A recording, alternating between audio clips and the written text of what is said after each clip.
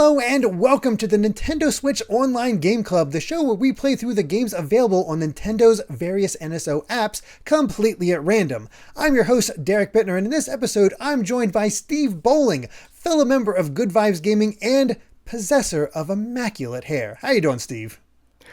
Thank you. I am doing okay. I'm excited to jump into Wario Land 3. This is going to be, I'm going in blind. Never played it before. That's the fun of this thing. And we also have the returning Shesez back again to Boundary Break, maybe after playing Blaster Master last time. How you doing, Shesez? I'm doing good. I wish I had a camera for this game, but probably just playing it this time. Yeah, probably. I don't know if there's too much to really show off screen in a 2D platformer, really. You'd be surprised sometimes. Like, there's a couple episodes where I guess that's true. You do have that Mega Man. Yeah, one, that's true. But as you're both likely aware, go for it. Yep, okay. Sorry. No, you're good. But as you're both likely aware, there are now over 200 games across the NSO, and while some are widely known like Super Mario Bros. And Zelda, there are some odd picks that could be hidden gems. We honestly don't know. So what we'll be doing is entering all those games into a randomizer, picking one, and then giving our initial thoughts. But this month, there's a twist as it's Patreon request month, and I've entered a special shortlist filled with their picks and it's something that you can still add to right now if you become a Patreon. And if you become a patron, not a Patreon, excuse me. And to kick things off, the Wheel of Games has chosen Wario Land 3 on the Game Boy. What is our experience with Wario Land 3? Let's start with you, Shesez. None. I got to slightly dabble with it when it got announced for the NSO, but I never had it growing up. I played the original Wario Land on the Game Boy when that first came out, and that was amazing.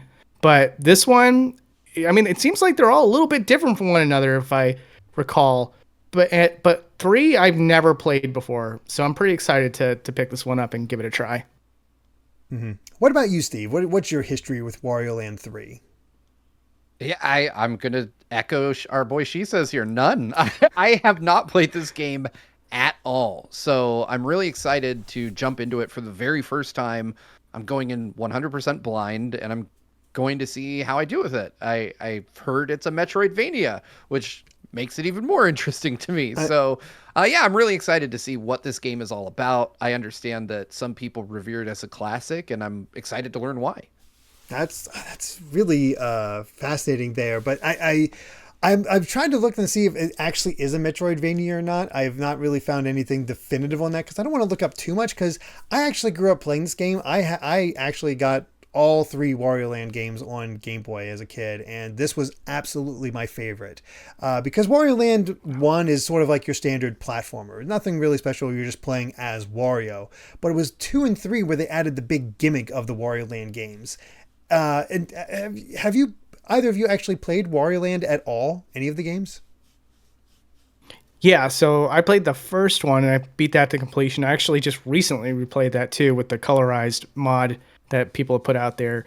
So that was fun to revisit, and I really liked it. I love traversing the map a la Super Mario World style and collecting the treasures and stuff like that to get the best ending. That was fun. I don't know if that's carried over into the other games. I do remember, I don't know if it's both 2 and 3 or if it's just one and the other, but I know that one of them you're like straight up invincible and you're all about just sort of interacting with the environment and having it change and warp Wario in different ways to solve different puzzles and stuff like that. But that's like the extent of that I know of after Wario Land 1. I know that it kind of changes radically after that. Okay. What about you, Steve? Have you played a Wario Land before? Only a little bit. So my experience with the series is sorely lacking. I played a little bit of like the GameCube one just because I remember seeing it and thinking like, wow, this is really interesting. And I rented it and I played it a little, but back then I was super broke. So I couldn't really afford video games back then. So you could have beaten that in a rental. That's like a 3-hour game. Yeah. I was a mixed up kid back then. So I didn't end up beating it, but I played a little and I enjoyed what I played. And this is really fortuitous timing because with all the talk about Pizza Tower this year, I've been wanting to jump into the Wario Land series just to kind of see how it compares to Pizza Tower, which is probably the most common comparison I've heard about that game. Yes, it definitely seems to be. I have not played Pizza Tower myself, but I know it definitely takes a lot from Wario Land. Probably closer to 4 if I had to guess, because the big gimmick with 4 was you play through a level, you get to the end, you get the treasure, but then you have an escape sequence where you're going to backtrack through the level through a different path and escape in time. Wario Land 2 and 3 is much more like what Shesez described, where Wario's basically invincible. He cannot die. Different enemies do different things to him. So he'll interact with one enemy and he'll I think he gets stung by a bee and his mouth will pop up and he'll actually float into the sky. Or he'll get attacked by this certain enemy that'll make him dizzy in the US version. That dizzy is actually drunk in the Japanese version, so you'll have that aspect for him. And you've used those options in order to solve the puzzles. And I like I said, when I was a kid, Wario Land 3 just really shone as my favorite of the series up to that point, because I didn't play 4 until much later, and I just remember having so much more fondness for 3 than when I played of 4. 4 is still good, but and everybody praises that game, but this is the one that always stood out to me as just like the best of the series. And the reason I'm looking at it now on the Wikipedia just to see why it might be considered a Metroidvania, and I think it comes down to 2 things. It's like you can pick any order for your areas to go into, and you have to go back to certain stages in order to retrieve certain items once you have something else accessible. So it's not full Metroidvania where it's one big world. It's different stages that you can choose in any order and then return to once you have a specific item. So think Mega Man 1 with the certain powers and getting access to I forget what the beam that you need in order to beat the game. That sort of thing. So well, that sounds like a ton of fun. I can't wait, honestly. Yeah. Yeah. I'm excited to dig into this. Yeah. I don't remember too much beyond that. I don't know the general consensus on it, but I do know when it came out, it got really good scores. Like just everybody just loved this game, and just did quite well. And I'm very excited to revisit it. This is like great choice when they put that on there. Strange that they don't have the other Wario Land games on there, but hey, I'll take 3. That's sort of how I feel on that one. Yeah. Very cool. They seriously don't have 1 or 2 on there? I thought maybe at least 1. No 1, Wow. no 2, no 4. And weird enough, they have Super Mario Land 2, but not Mario Land 1. So that's also strange. Yeah. It's kind of weird what kind of emissions they actually have in this set. But unless we have anything else to say, I think that pretty much covers it for our preconception. Since you guys haven't played it much, I don't think there's much I can grill you guys on what you're prepared for the game. Yeah, come back to me after we've played it. I'll probably have some more something more interesting to say, I hope. I believe so. So yeah, we'll be back in 1 week for us and just a little bit for all of you to see what we think about Wario Land 3 on the Game Boy. Till then.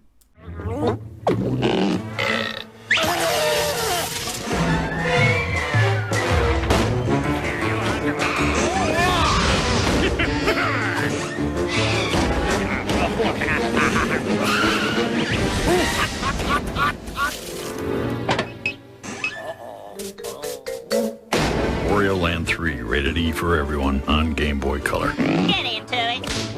And we're back after a week of playing Wario Land 3 for the Game Boy, something I played when I was a kid, but it's been a long time. However, I know it was the first time for both of you, so Shesez, let's start with you. How did you end up liking Wario Land 3?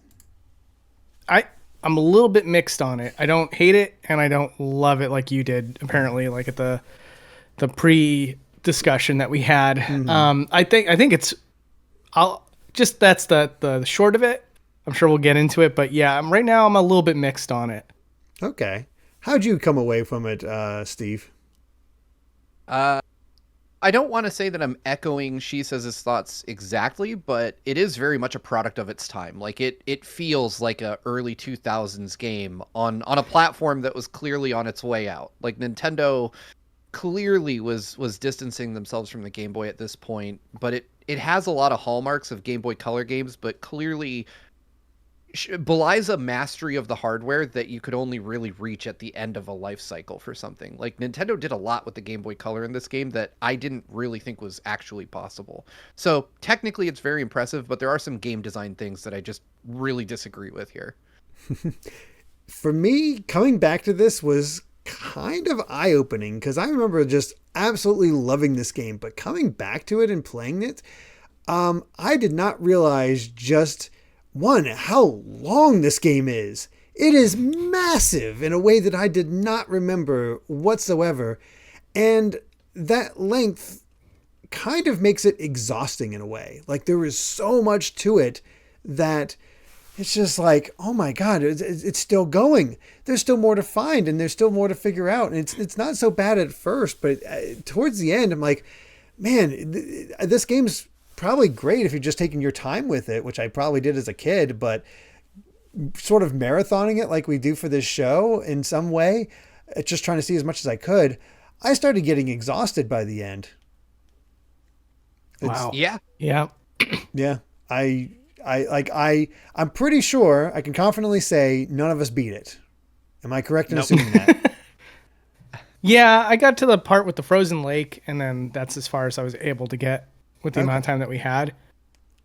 Okay. Yeah. I probably got the furthest because I got every ability except for the very last one. So. Okay. Yeah. Yeah. The last ability I got was the spike helmet. So I don't know how many there were after that. I forget Yeah, offhand, but yeah, there's quite a few still. I definitely got the least far into the game. I got to the ability to swim. And I was like, okay. And that was literally moments ago, maybe an hour ago that I got that. So I was trying to like cram as much as I could right before we went live. But yeah, it's definitely an interesting game. Well, For sure. to get into it a little bit more, in case you're not familiar with Wario Land 3, it's very simple setup where Wario crash lands in the forest or the jungle, comes across a cave where there's a music box, and he gets sucked inside the music box and told that if he solves the mysteries of the music box and helps out, he can keep all the treasures along the way. And what that basically means is it's not so much about getting as much money as possible, like what you think of with Wario today. It's more about the actual treasures that you get, but those treasures usually activate another level. And the core concept is each level has 4 treasure chests to find. But you're not going to be able to access all those treasure chests in one run because you need to find a key and then you need to find the chest. Then you get that treasure, it opens up another level, or just, hey, you got the treasure, one of those two things. Or sometimes we'll give you a new ability, as we mentioned before. And yeah, there are 4 worlds, and from what I can tell, 6 levels each. And each of them has 4 treasures. There's a lot to find here. So yeah, how did you feel about that setup, Steve? Like as you figured out, like, oh, this is what the game's actually like. Actually like that bit because it adds depth to the levels. Like there's layers as to what you can do. And at first I tried, I'm going to get all 4 treasures. I thought, I'll just run through and I'll grab all 4, then I'll move to the next one, then I'll do that. And I started to quickly realize, like, you just can't do that. There are things that are in your way that, you'll need a new ability or you'll need something else to be able to get through those.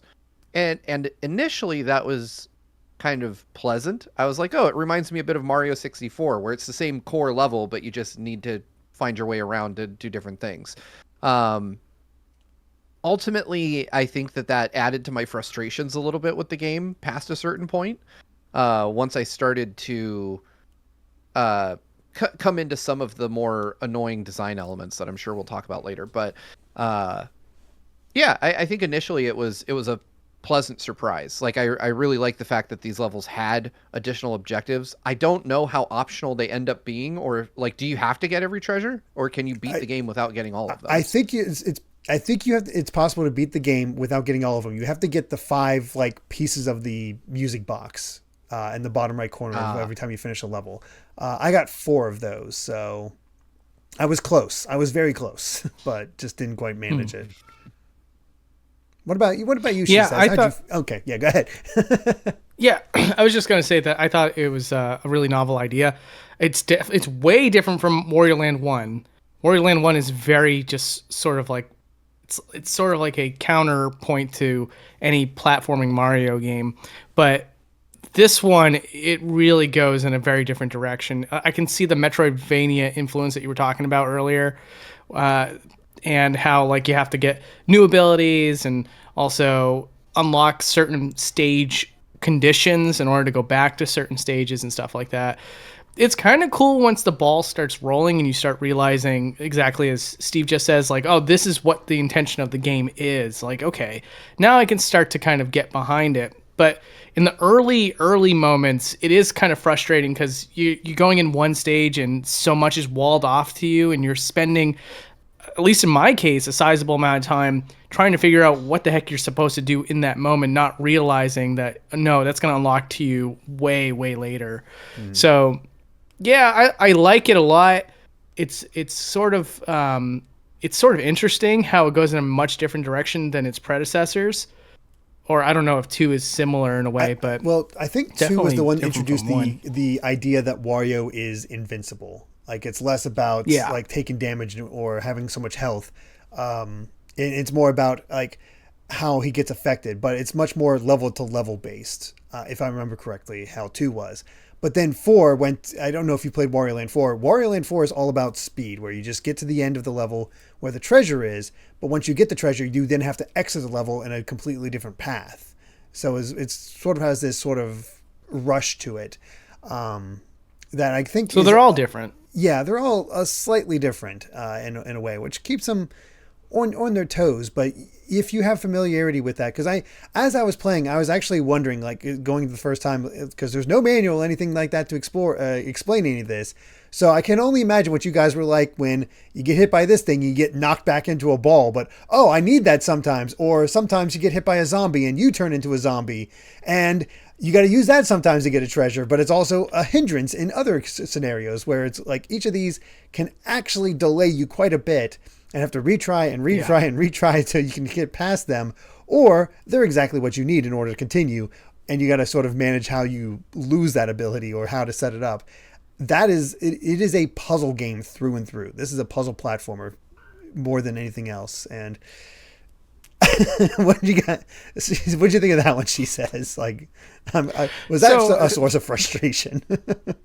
Yeah, that was definitely the largest source of frustration. That's definitely the part that makes it the most mixed for me, is that, yes, you can't die.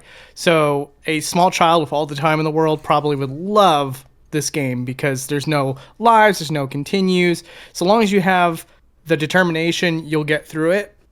But for me, it just felt like an exercise in patience. And oh my God, there's just certain times where you get hit by one certain enemy and it just knocks you back and it wastes like another 40 seconds of your time. And if it happens again, that's 80 seconds of your time, and then on and then on. Sometimes it's like the game expects you to do something in a perfected manner. Like, it's like, you've got to do this the exact way that the developers intended.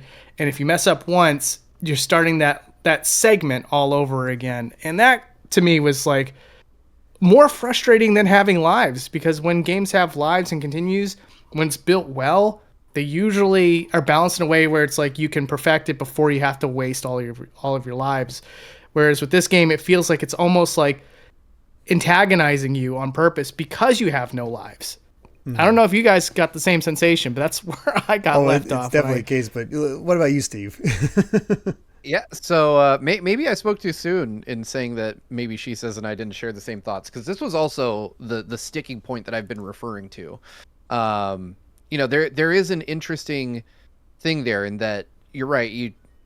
There is this kind of high bar of expectation for certain parts of the game, like that you have to do it a specific way, and if you don't, and you get caught, the penalty is way worse than just dying and being jumped back to the end or the beginning of the level, because you actually have to witness the travel going all the way back there happening. Like, two particular instances I can think of is there's this one level where there's a huge bridge, and there's essentially like cheeps, and they'll jump up out at you.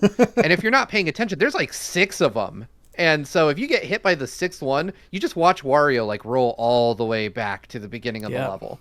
And that caught me like 5 times. And I was like, by the end of it, I was like, come on! I was like, why?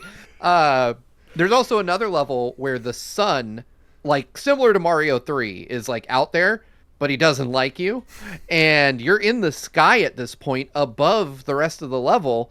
And when Wario gets lit on fire, he doesn't just catch fire, he like runs uncontrollably. And when he hits something, he changes directions, and you're in the clouds. And I remember I saw the sun, I was like, okay, it's probably gonna like swoop down at me. Instead, he just immediately lit me on fire. And then Wario ran across all these little clouds, fell down into the stage beyond where the vine was that I had to take up, and then ran and fell in the water, but I didn't yet have the ability to swim, so I just had to like very slowly make my way across the stage back to the starting point. I would have much rather just die. Take a point of damage and move on, right?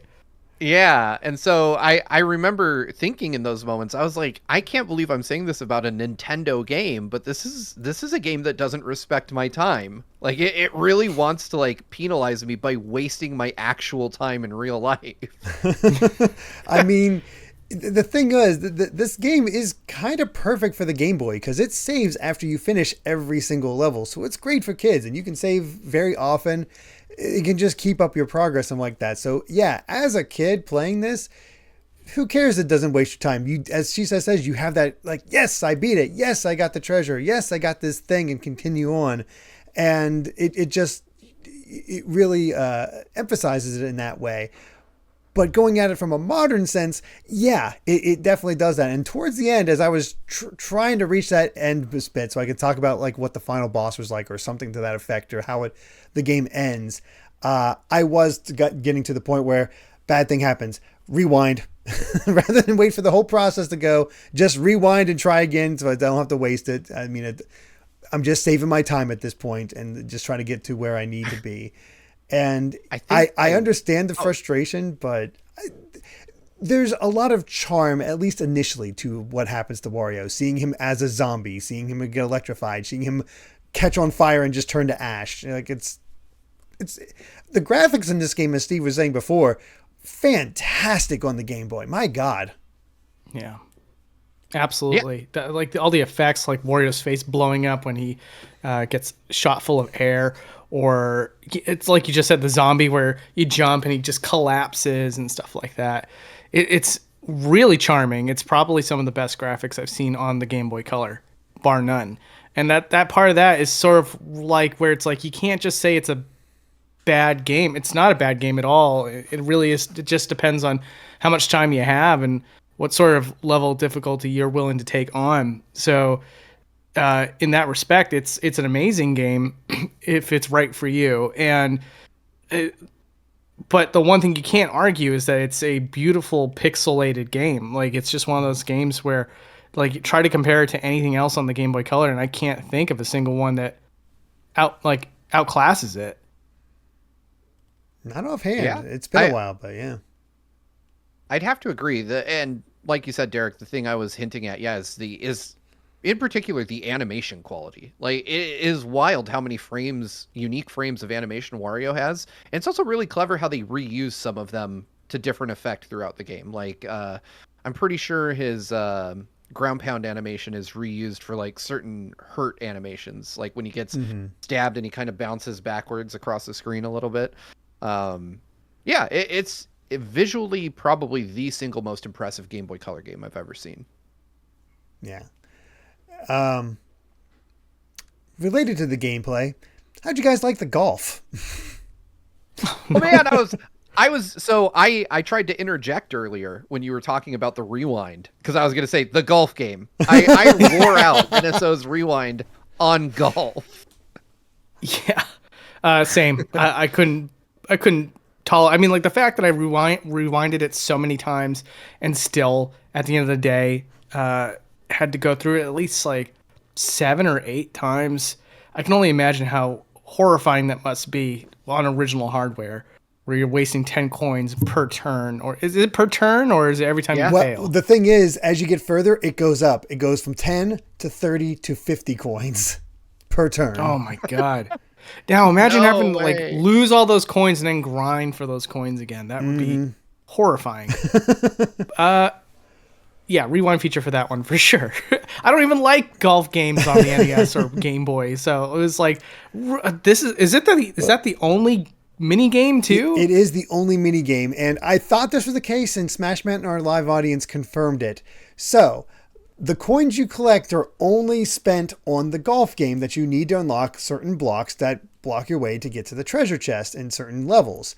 So you need to find the room that has the golf mini game, get the ball in the hole in the par, and then the mini game block will rise up, allowing you to go beyond it. I'm sure you all noticed there are 8 coins in each level to find. They're sort of like music note coins, giant ones. And in one level, I was successfully able to get one, and it had just get all 8, and it gave me just the smallest square block on that sort of screen that keeps track of how your progress on that sort of thing. And it's like, oh no, 1, that's a lot of levels. 2, looking closely on what that's actually revealing, this thing's just unlocking more golf for me. At that point, I realized, screw the coins. Yeah.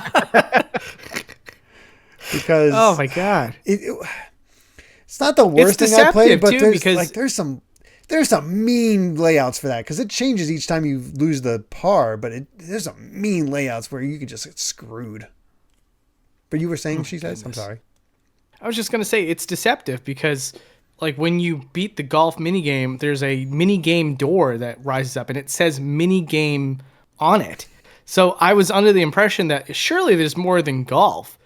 You can't just have golf. It's got to be more than golf. But it's just golf. That's a bit strange. An odd choice. My opinion on golf turned so quickly because the very first time I saw it, I was like, oh, neat. Like a golf mini game. That's fine. I played, what was that Kirby golf game on the Super NES? I played quite a bit of that, and I enjoyed it with one of our patrons. And I was like, oh, cool. This is just like a similar take on that with Wario stuff. And then I played it for the first time, and I was like, I don't ever want to do this again. And it got to the point where I started seeing the minigame blocks, but I hadn't found the golf game yet. And I'm like, God, no. Like, I'm going to have to go find and play golf.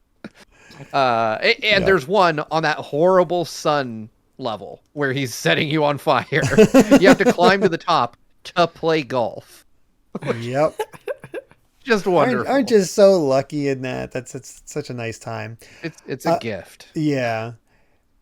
Going into the abilities that you earn as you go through, a lot of it's just sort of standard upgrades. Like you can swim now.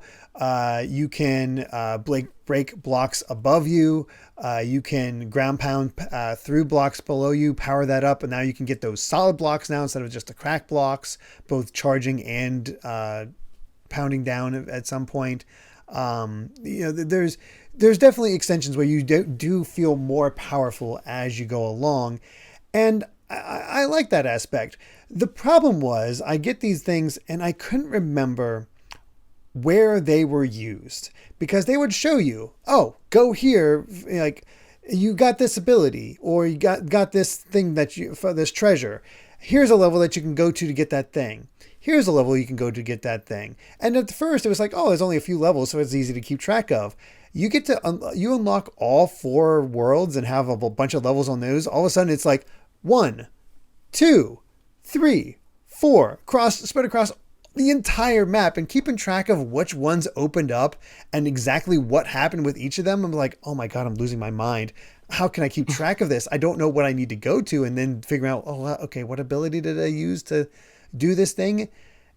I'm assuming you two had the same sort of like trouble keeping track of that sort of keeping track of that. I foolishly at one point expected that the the stone idol guy would tell me like that he would fill me back in case nah, he just tells you where to go. Like he'll give you one suggestion and one only, and it's where to go to get like the next music box piece or to further that goal. Mm-hmm. He won't tell you anything. Like I was happy when they did obvious things like, oh hey, a beanstalk just appeared here. I'm like, okay, that's easy, I can see that. But yeah, there are some where it's like it glows, but then it stops glowing after the initial time they show it to you, and I'm like, great, I already forgot what I was looking at. Same. If they just kept the indicator, that glowing indicator, it'd be fine, but nope. What about you, she says? Yeah, I mean, I found that the stone mask kind of just kept me where I was supposed to go, at least. I wasn't too interested in all the side stuff, so like it, for my goal of just trying to get through the game, it seemed like they had a safeguard put in place, so I was okay with that. But yeah, I guess if you're going to be a completionist about it, it's probably going to be a bad time. Yeah. I mean, unless, again, if you love that Metroidvania outfit, then, again, this is perfect for you. Because it's like, it's all about writing down notes and remembering the layouts and having that eureka moment where it's like, oh, finally, I can go to that block now or something like that. So, it really just depends on, I guess, like what mindset you have going into the game. I find it really interesting that you said that too, because I do think about the time in which this game came out, like a very early internet 1.0 kind of time. And it was like, I remember being a young kid with a Game Boy and playing Pokemon and having like a little just notepad where I wrote down stuff like where I could find cool things and where I could, find specific Pokemon to trade with my friends. And I think had I had this game like back in 2000, I likely would have been way more into it than I ended up being as an adult, just because I would have had that mindset of like, oh, I'll just, the expectation is a bit different these days. Mm-hmm. Yeah, for sure. Very much so. Yeah, I mean, it's more me just trying to save time, because I realized I could go back to that first level where the hidden figure was, and he'll be like, oh, go here. Which is great. It points you in the right direction. But I also have to travel to him each time. It's like, okay, I did this level. Oh, God, where did I need to go again? Go back to the guy. Ask again. Okay. Now I can go to this level and do this thing and just see what I can do next. But the thing was, I was enjoying myself the entire time. Like I said, but the issue was just playing it so much in a row, figuring out all these puzzles. It's like, okay, what do I got to do this time? What needs done this time? I just got exhausted. It was just so much. There's so many levels in this game. Yeah. And so many of them have like things you can revisit and stuff like that. Mm-hmm. Again, I'm just going to keep reiterating over and over again. It depends on the mindset that you have. Yeah. Like if you're ready to go into that, then like this game's a treasure trove for you, no pun intended. And if you're trying to play it like Wario Land 1, for instance, it's going to be a very different experience, and you may or may not have the same mileage as you did playing that game. So I still say that Wario Land 1's my favorite after playing a good chunk of 3, but I can understand a lot of what makes 3 special. I will definitely give it that. I could recommend Wario Land 4 to you. I think that would be a bit more your speed. It's a little closer to Wario Land 1, and I think has that element. Plus, again, gorgeous animation in that kind of way. I also want to mention like the bosses were neat too. Yeah, they're designed to annoy you too, but at least the door to get back to them was pretty close by, so it didn't feel like you were wasting too much time. And they got pretty creative as time goes on. You really got to really think about how to use his abilities, or what abilities you have that actually affect the enemies, and so you can get by them. Yeah, my one thing is I just played a boss very recently before this discussion, and my mouth was agape at the fact that it's like I messed up once. I had one more hit to go, and like just one stray bullet, I'll call it a bullet, hits Wario and it floats him up to the top, and I have to start all over again. And I was like, man, this is supposed to be a family-friendly game. Like, I consider myself good at platformers, and yet I have to do a flawless run on this boss in order to beat him. It's insane. Yeah, that to me was particularly frustrating as well. Like that you just could not take any damage of any kind from seemingly any boss, or else you were just done and you had to start the whole encounter over. There's like a worm too, that I could not figure out. Like I spent forever just like shoulder checking him. I'm like, why isn't anything happening? This guy should be dead. And it took me a while to figure out that I had to not just jump on his head, but ground pound his head to hurt him at all. And if he hit you even once, because he spat rocks, and the rocks would just turn Wario into a ball, and he'd roll right off the stage and be gone. Yep. I mean, the remember way that back one. wasn't hard, but yeah, each boss has like this unique, like, oh, if I hit you even once, you're toast. It's over. Fortunately, all of them only require 3 hits, and I can say that like there was one boss where it took me like, you had to dodge their attacks and get above them so you could ground pound their head, even though they were a flying boss, and they would then spit out something. And at first I was like, oh, and I try to interact with it, and it would just get knocked around, and eventually he would shoot out a thing that would gather it back up and go into him. So I'm like, oh, okay, I just need to reset that a few times and get him. And it was definitely way more than the 3 hits. So I'm like, I don't know what I need, and ended up losing. So I went back in, and this time I was like, well, let me try ground pounding the thing that pops out of his mouth. And sure enough, that's what damaged him. And all of a sudden I did a flawless run, no issue, just because I knew his pattern from the previous time dodging. And it's one of those games where I think once you get it and revisit it, you know what you need to do, and you can breeze through it a lot quicker. It's why I saw some complete Let's Plays on YouTube that are like 5 hours. I'm like, how? But when you know what you're doing and know what you're capable of, then you can get to it a lot quicker. And I think that's where it kind of shines. It has kind of that Sonic mentality where you got to sort of learn the level and the layout before you can really get the flow of it and the feel of it. And this is sort of that same idea. I guess I could see that. Yeah. I guess like to add to both of what you guys were saying, I had the same issue with the same worm boss. And I think the big reason why I had the same experience as you, Steve, is because when you do the shoulder check, there's definitely a sound effect that sort of gives you a sense that you've registered a hit. Like it sounds like, yeah, you've applied damage. So this idea that like that you had to ground pound him took me a little while to even figure out was an issue until I definitely hit him a good number of times. And I was like, okay, something's not right now at this point. Because again, I thought I was doing fine, but it wasn't until you do the ground pound that there's like a unique animation and everything. And you're like, okay, that definitely indicates that he's hit now. But I mean, it could have done like a ting or something to kind of tell me like, no, the hip check's not like working. let you know it didn't hurt. The thing that threw me initially was that it stops him from attacking. If you get it quick enough and you hit him before he spits a rock out, he won't do it. And I was like, oh, I just stuffed his attack. I just need to know where he is and anticipate his moves. And I love the fact, if I was a little kid, this would have made me so mad that when you get to that third hit, he just sticks his head out and then shoots a rock at you. So like you don't even get the opportunity to react. He's just like, have one, and then you're done and you have to start over. I can't imagine any little kid got that right on the first try. The funny thing is I think I don't have extreme memories on this, but I'm pretty sure as a kid, I 100% did this game. Like at least got all the treasures. Wow.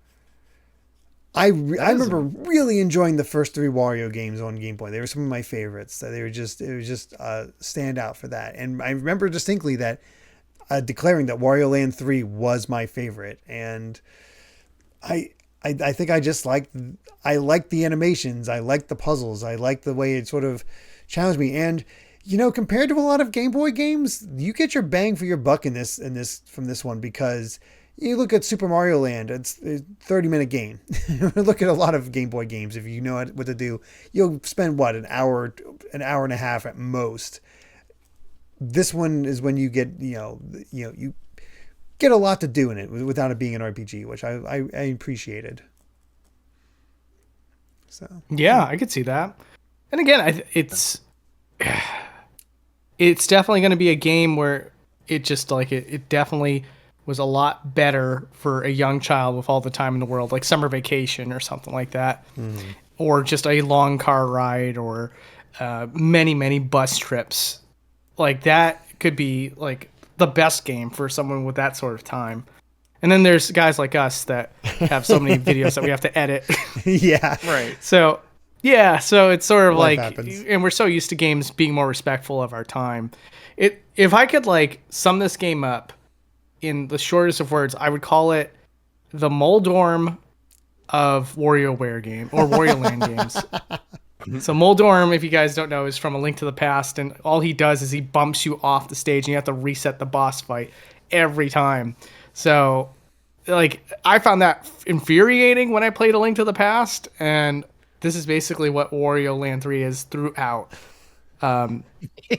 Yeah, I'd say that combined with ukulele kind of done right, because the whole concept of ukulele was here's a level, now the level's expanded, and that's what this one does, just on a smaller scale that makes it a little bit more. Because I was thinking, like, it's not so much a Metroidvania, it's a I don't know what ukulele is, an expanding platformer, we'll go with that. And I that concept works. Oh yeah, another thing that drove me nuts that I completely forgot about. Did you guys notice there was a day-night cycle in this? Yes. Yeah, you know that actually affects some levels that you can and can't get certain things. Yes. Really? Yeah, I completely forgot about that. It didn't occur to me until I got to a very certain level. It was in a giant pit, and there's some branching paths, and I couldn't quite get to them, but there was these owls around, and I was at night, and I couldn't reach the owls. I'm like, I have to do something with these owls, but I don't know what it is. So I left. And I'm like, and I'm trying to figure it out, and came back. And when I came back, it was day, and the owls were sleeping. And they were able to jump up in the owls, and hey, you're able to hold the owls and control where they go to fly to places that you couldn't reach before. That's handy. But there's no indication about that. Like, there's an in-game tutorial about how to do each of your moves. That's how I remembered that you can roll down hills in order to pick up speed and break certain things. But day nights and how that affects levels was not obvious to me. I saw it happening, but I'm like, I don't know what that's doing. Yep. Yeah. I saw enemies sleeping, and I was like, oh, that's what it does. Yeah, I guess that's true. Game Yeah. Boy. Easy mode, yeah. It's a very experimental game. That I will give it that. Like, if nothing else, it does so much that I haven't seen in games since. Like, there's definitely like bits and pieces here and there, but there's definitely a lot of elements of the game too that are just wholly unique to itself, and I respect it for that. But there's also elements to it that makes me realize there's a lot of reason why this hasn't been imitated on at this point. At least just now for modern gaming, I would say. Right. Yep. Well, any final thoughts before we wrap this up? Because I think we pretty much brought our thoughts out there. Doesn't seem like it. That's all right. We can wrap this into our final. Polite. We can wrap this up to our final verdict as well, because I feel like it'll just give a conclusion with that sort of thing. So, yes, okay. We've said all we wanted to say about Wario Land 3, but let's give our final verdict. Would you recommend it as an NSO, or tell people to stay away with an NO? Steve, let's start with you. Man, it's really tough because I think there are things that I really respect about the game, but I'm gonna have to go with an oh no, an NO no, because I find that it's more frustrating than it is enjoyable. What about you, Shesez? I would say NSO due to the rewind feature. So, as long as everything you just heard in this discussion sounds up your alley, then you're good to go. Go for it. It is a hyper polished game. It's from Nintendo. Of course, it's going to be good. But if anything that we discussed does not sound like it's something you're into or you have the time for, then I would say the opposite. But as a game that I can recommend to some people, then an NSO. I would say that. Mm-hmm. And I'm going to echo Shesez and say NSO. This is a childhood game, so I have that connection to it. But even coming back to it and realizing the frustrations in a modern sense to it, I still think there's enough value to it that it's worth experiencing. It's definitely worth checking out, especially if you're interested in the character or don't really know much about the character beyond the WarioWare games, where here's Wario kind of almost in his prime. Wario Land 4 is debatably his prime. For a lot of people, but Wario Land 3 really shows what made him unique over Mario, where he's much more puzzle focused and has just this down and dirty feel to him, or these oddities to him that remind me kind of like what Nintendo later did with Tingle, and how they were just like, let's get weird. Let's have an enemy that can cut Wario in half and he just reforms. Sure, why not? It's fun in that way to see these animations. And if you're able to take your time and play like 2 or 3 stages, a day or however you want to do it, it is entirely enjoyable to play. And I really do recommend it. I think it's a lot of fun, but there are issues that will drive you up the wall if you're prone to the frustration of like, I just want to get through this. Let me get to where I want to go. Stop sending me back to the beginning. I'm done. So, yeah. Yep. But, nope, go ahead. Oh, no, I'm sorry. Go ahead. No. Something. It's all right. But what about all of you? Have you played Wario Land 3 before, or was this your first time? But before we go, where can everyone find you at? She says, plug away. Just type in Boundary Break on the YouTube search engine, and you should be good to go. If you want to get more specific, think of what one of your favorite games are, then type in that and the show, and there's a good chance that I've covered it at this point. Yeah, it's out of bounds content. Yeah. Yeah. If you want to see stuff that's out of bounds for the first time, go for it. That's what my channel's all about. There you go. I'm terrible at plugging myself. Sorry. No, I'm the same way, so it's okay. Steve, I know we work together, but plug yourself individually. So you can find me at youtube.com/@ because they make us do @GVG, where I make videos with Derek, John, and a bunch of other cool folks. We're on Patreon, patreon.com/GVGaming. There's a good chance you're listening to this here. And if you are on our Patreon or you're not, I do a weekly Nintendo podcast called The Win, which is short for Week in Nintendo, where we talk about whatever is going on in the world of Nintendo that week. We do a lot of fun giveaways, lots of awesome exclusive content. But yeah, find me wherever you find Derek, except for Twitter, where I'm just Steve M. Bowling. You can find me there too if you want to hear my horrible hot takes on stuff. What else is Twitter used for? So there we go. Yeah. Oh, thank you both for joining me. And if all of you joining us enjoyed this episode, let us know in the comments, and please consider supporting us at patreon.com/GVGaming, which includes our live audience tier that will allow you to watch Game Club live as it's being recorded. But it's only just the beginning of our first Patreon request month, which means there's still time to request a game to add to our Wheel of Games if you haven't already. But now it's time for the Wheel of Games to choose our second Patreon Request Month game for next week, as I'm joined by my special guests, Digimanda and Tiny Ghost. Are you both ready to see what game we're playing? Heck yeah.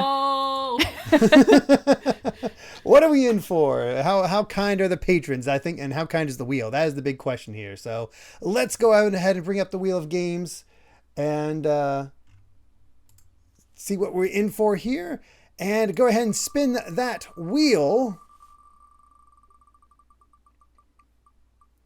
And this week we are playing, oh boy, Phantasy Star 4 for the Genesis, requested by Larkrin. I have actually played the second Phantasy Star game, so I'm excited to see this one. There we go. I've not touched a Phantasy. Yeah, I'm same as Ghost here. I have never played a Phantasy Star, so we'll see what we're in for. But there you have it. We'll see you next time as we cover Phantasy Star 4 for the Sega Genesis. Thanks for watching, and until next time, bye.